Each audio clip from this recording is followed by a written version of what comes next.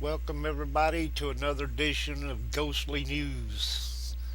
In tonight's edition, we're going to be talking about the haunted Belmont Mansion in Nashville, Tennessee. This was posted on June 3rd, 2010 in Real Haunted Places. In the heart of Nashville, Tennessee sits the impressive architecture that is Belmont University.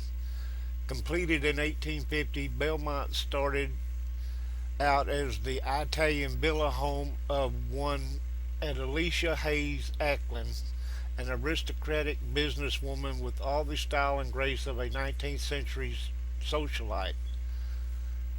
Today, the Belmont Mansion Historical Museum is the focal point of some of Tennessee's most intriguing ghost haunts, and Adelicia is said to continue looking over the employees and students of Belmont University.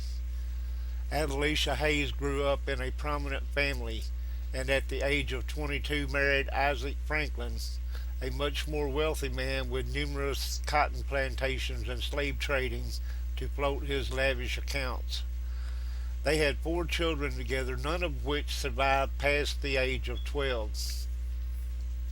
Adelicia had six children with Joseph, but two of them, twin girls, died of scarlet fever. When Mr. Franklin, at 28 years her senior, passed away after 7 years of marriage, Adelicia found herself with about 1 million worth of inheritance, including over 2,000 acres of farmland in Tennessee and seven cotton plantations in Louisiana.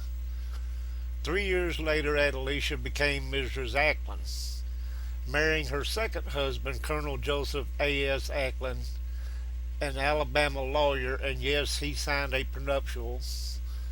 Construction began immediately on the Belmont Mansion in Nashville, Tennessee, an antebellum villa that was gloriously adorned to Adelicia's liking, with a conservatory, acres of gardens, and aviary, anything she wanted. Nashville did not have a single park at that time, so she insisted her gardens be open to the public.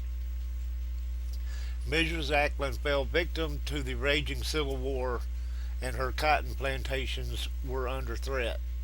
She made secret arrangements with both the Union and Confederate Army to save her cotton, surreptitiously transporting the cotton to be sold in England for more than 900,000.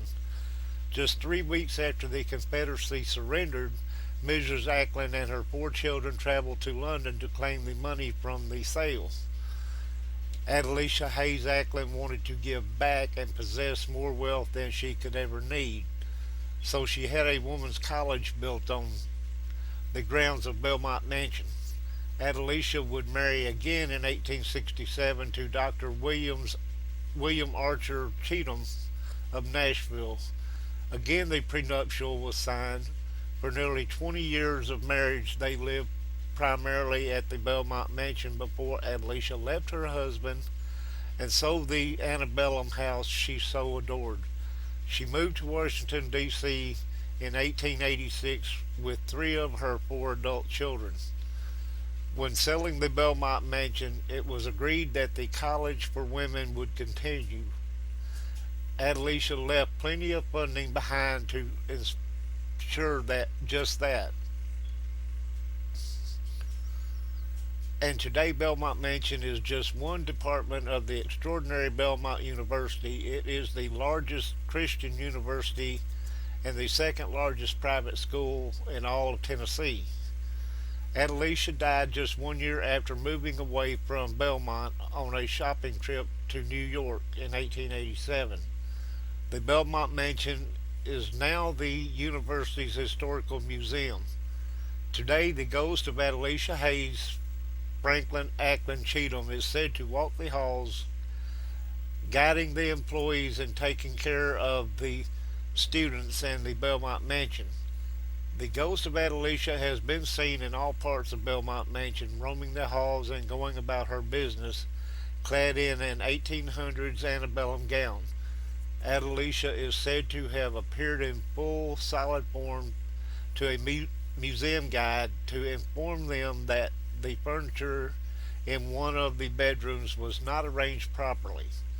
She of motion detectors sets off motion detectors in the museum at night and on a fairly regular basis.